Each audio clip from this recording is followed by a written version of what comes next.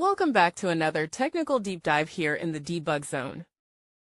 Today we're tackling a big question and breaking it down with insights from other users. Hopefully this clears up some misconceptions and helps you get the answer you need. So buckle up, stay a little curious, and let's jump right in.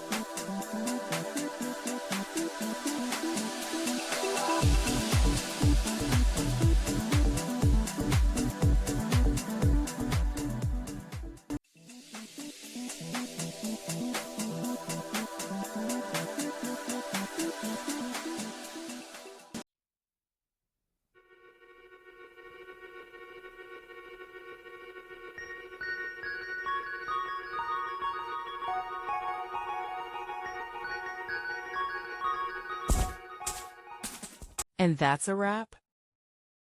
I hope you found the answer you were looking for. If you did, take a second to hit that subscribe button. It really helps out.